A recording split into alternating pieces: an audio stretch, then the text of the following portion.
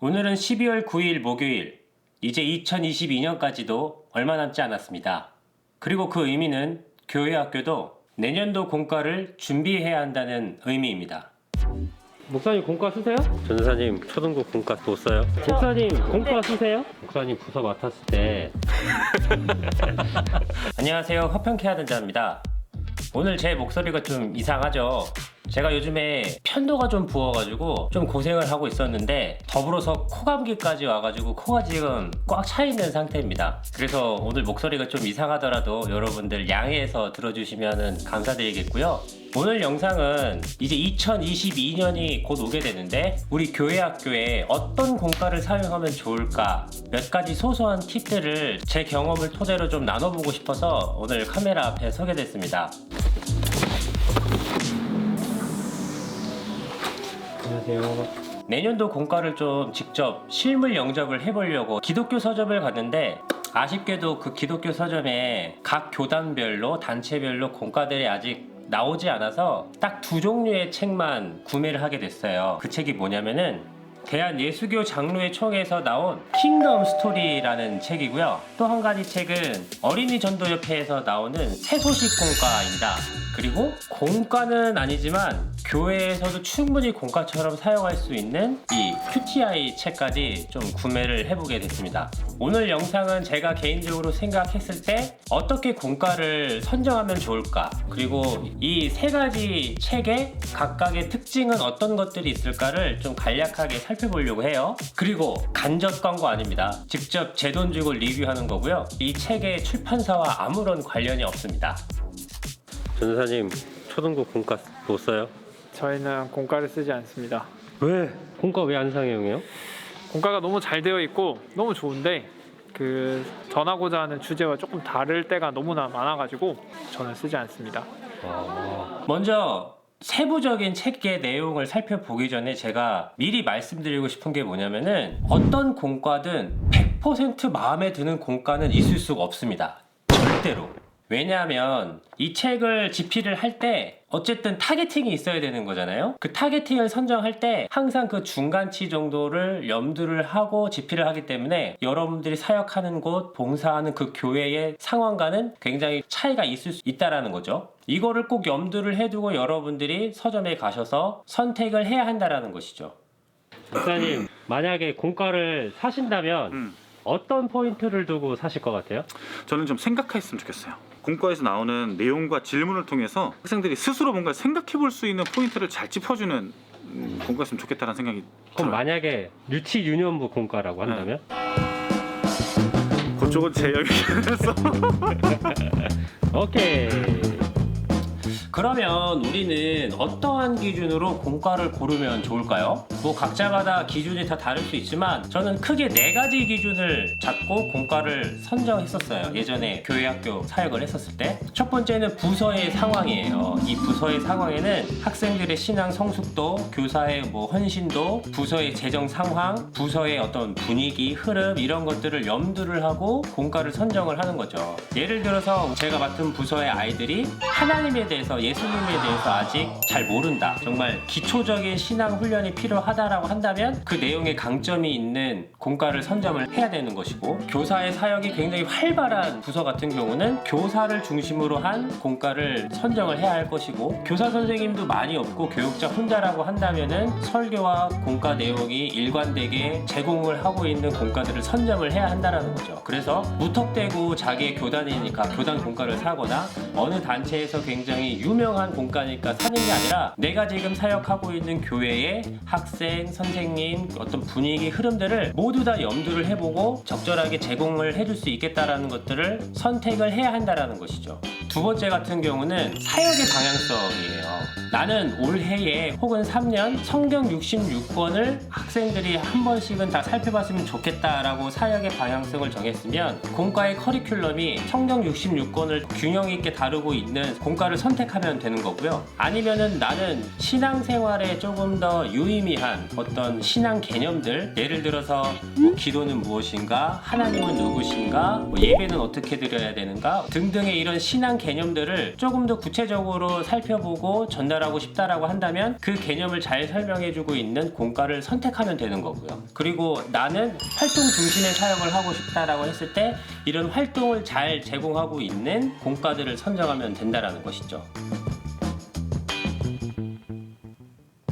근데 아마 여기까지 이야기를 들으신 여러분들은 아마 이렇게 생각할 수도 있어요. 아니 사실 요즘 나오는 공과들은 이 모든 것을 잘 충족해주고 있는 거 아니야? 결론적으로 말씀드리면 맞습니다. 사실 요즘 나오는 공과들은 성경 66권을 짧으면 3년 길면은 6년 커리큘럼으로 공과를 집필을 하고 있어요. 하지만 그 깊은 의미들을 잘 설명해주는 공과들이 몇몇이 있더라고요. 제 개인적으로는 어린이 전도협회의 공과들이 굉장히 복음의 의미들을 잘 설명을 해주고 있다고 생각을 해요. 뭐 어린 부서들 같은 경우는 교훈적인 내용들이나 아니면은 도덕적이고 착한 성품의 아이들로 잘 자라날 수 있도록 내용들이 구성되어 있을 경우들이 많은데 어린이 전도협회 거는 굉장히 야성적인 느낌을 많이 받을 때가 있어요. 그러니까 과연 이렇게 이야기를 해도 아이들이 정말 복음의 의미를 잘 받아들일 수 있을까 이런 생각이 들 정도로 어떨 때는 굉장히 복음에 대해서 있는 그대로의 날 것으로 이야기할 때가 있거든요.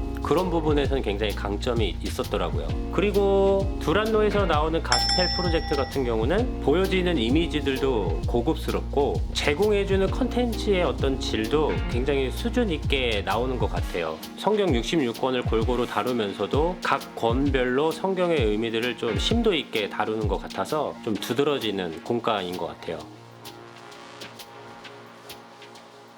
자, 이제 제가 구입해온 공과를 좀 살펴보려고 하는데요. 먼저 새소식 공과부터 살펴보도록 하겠습니다. 제가 개인적으로 생각할 때는 새소식 공과가 교사가 어떻게 아이들과 호흡하고 티칭을 해야 하는지 정말 구체적으로 잘 설명을 해주고 있다고 생각을 해요. 여러분들의 이름은 무엇인가요? 하고 나서 어린이의 대답을 듣는다? 뭐 이렇게 가로쳐가지고 교사가 어떻게 반응을 해야 하는지 어떤 행동을 해야 하는지도 상세하게 나와 있어요. 물론 파이디온도 뭐 어떻게 뭐 질문을 하고 어떻게 대답을 듣는다라고 이야기를 하고 있긴 하지만 제가 느낄 때는 파이디온보다 새소식 공과가 조금 더 선생님들이 디테일하게 어떤 행동을 해야 하는지를 지시를 해주고 있다는 거죠. 그리고 기독교 교육을 전공을 하신 분들은 아시겠지만 교수 계획서라는 것들이 있어요. 본문은 무엇이고 수업의 목표는 무엇이고 그리고 내용이 어떻게 구성되어 있는지를 계획서처럼 되어 있는 게 있는데 제가 다른 것들도 다 살펴봤지만 이 새소식 공과 같은 경우는 이 교수 계획서를 꼼꼼하게 쓰는 편인 것 같아요. 그래서 지필자들이 이런 내용을 꼭 전달해 줬으면 좋겠어요 라는 것들을 교사가 알 수 있다는 거죠. 그리고 대한예수교 장로회 총회에서 나온 킹덤 스토리는 제가 이번에 처음 보는 책이에요. 이 책을 봤을 때 제가 굉장히 좀 눈에 많이 띄었던 부분들이 있어요. 서론본론 결론을 잘 나눠놨어요. 그래서 왕이 부르셨어요, 왕이 말씀하셨어요, 왕을 기억해요, 왕께 대답해요, 이런 흐름들이 있다라는 거. 공과를 진행할 때 이런 일관된 흐름을 가지고 간다는 게 되게 중요한 것 같아요. 그래서 정신없는 사이에서 아이들 이렇게 막 앉혀놓고 저번 주에 있었던 이야기들 쭉 나눠보고 설교 이야기를 살펴보면서 어떻게 보면 되게 두서가 없고 아이들이 기억에 남지 않을 수도 있거든요. 그런데 뭐 이렇게 파트들을 정확하게 나눠서 그 파트마다 어떤 거를 잘 전달해야 될지를 책에서 잘 강조하고 있기 때문에 아이들도 그런 일관된 흐름으로 어떤 메시지를 얻게 됐을 때 확실하게 머릿속에 남는 경우들이 많잖아요. 그래서 이런 파트를 잘 나눠가지고 어떤 내용을 잘 전달을 해야 할지에 대해서 이 책은 잘 설명을 하고 있어요. 그리고 성경 66권을 쭉 살펴보는 공과들이 있는 반면에 제가 주제별로 있다라고 말씀드렸잖아요. 물론 이 책도 성경 66권을 베이스로 하지만 이 커리큘럼이 개념 중심으로 잘 짜여져 있는 것 같아요. 일관되게 이야기하고 있는 게 하나님 나라라는 개념이죠. 하나님 나라의 관점으로 성경의 핵심 내용을 배우고 주기도문 사도신경은 2학기 때는 신약이라고 하더라고요. 그리고 뭐 그 외에 절기, 특별 교재 뭐 이런 내용들도 교육 과정에 포함이 되어 있는 거죠. 그래서 아까 전에 이야기했던 것처럼 성경을 잘 전달해주고 싶다라고 한다면 그거에 강화된 공과를 선정하시면 되고, 성경에 나오는 핵심 개념들, 신앙 개념들을 중심으로 내가 설교를 하거나 공과를 하고 싶다라고 한다면 그런 것으로 특화되어 있는 책들을 중심으로 선정하시면 될 것 같아요. 그리고 이 킹덤 스토리 같은 경우는 아이들 공과 책이 좀 힘을 많이 줬습니다. 그래서 앞서서 새소식 공과 같은 경우는 시각 자료가 따로 있고 아이들 공과가 따로 있다라면 이 킹덤 스토리 같은 경우는 시각 자료와 아이들 공과가 같이 연결돼서 통해서 사용을 하기 때문에 이미지를 보고 선생님들이 글씨를 읽어주면서 아이들은 또 활동을 할 수 있는 되게 아이들 중심적으로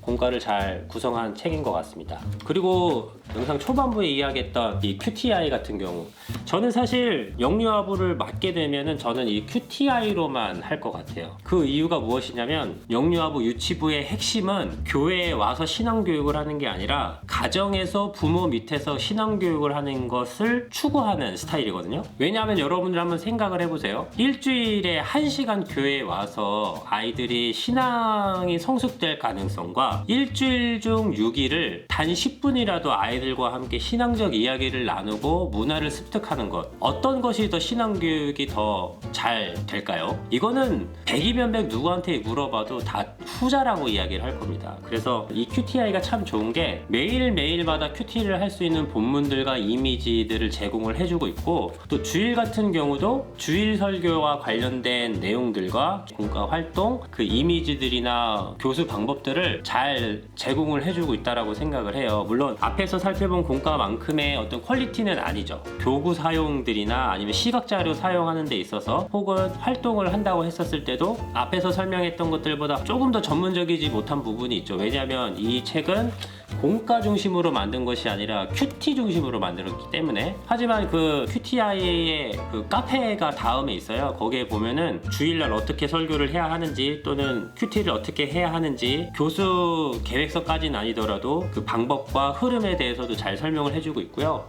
또 시각자료나 이미지나 교구 같은 경우도 프린트해가지고 사용할 수 있도록 제공을 하고 있어서 저는 이 QTI를 되게 선호하는 편이에요. 하지만 이 QTI를 공과를 쓴다고 했었을 때의 주의점은 뭐냐면, 부모님들이 교회를 안 다니는 경우도 좀 염두를 해두시긴 해야 되는 거죠. 그리고 부모가 그리스도인이라고 할 경우에도 부모들이 자식들과 함께 말씀을 나누고 예배를 드릴 수 있는, QT를 할 수 있는 분위기와 흐름들을 그 부서가 잘 제공을 해줘야 된다는 점이에요. 저 같은 경우는 이 QTI를 가지고 진행을 할 때 어떻게 하면 아이들과 QTI를 통해서 예배를 드리고 혹은 QT를 하고 또는 뭐 간단하게 신앙적 나눔을 할 수 있는지에 대한 가이드들을 뭐 영상을 통해서든 학부모님들을 초청해서 기도를 하든 푸시 아닌 푸시를 계속 넣긴 했었거든요. 그리고 이렇게 하기 위해서는 부서 자체로만 안 되고 교회 전체가 다 가정 예배 중심, 가정 예배 회복, 가정 예배에 되게 강조점들을 힘을 실어줘야 되는 부분들도 있어요. 그래서 담임 목사님께 요청을 해서 주일날 광고 시간대 이럴 때 이 QT를 하는 영상들을 찍어서 대예배 시간대 한번 보여주거나, 아니면 사진들을 이렇게 찍어가지고 제가 영상 편집해서 이렇게 예배를 드렸어요 라는 것들을 좀 이렇게 계속 노출을 시키면서 교회 전체가 아이들과 부모가 함께 모여서 예배를 드리면 좋겠다라는 점, 이것이 굉장히 중요하다는 것을 계속 힘을 실어줘야 좀 빛을 바라볼 수 있는 것 같더라고요. 그래서 이 QTI를 가지고 좀 하시려고 한다면 계속해서 부모님들과 소통을 해야 하고, 부모님들이 아이들과 함께 QT를 할 수 있도록 소스들과 노출을 계속 시켜줘야 된다는 점, 여러분들이 꼭 숙지하셨으면 좋겠습니다. 오늘 영상은 여기까지고요. 다음에도 유익한 영상을 가지고 여러분들께 인사드리도록 하겠습니다. 샬롬!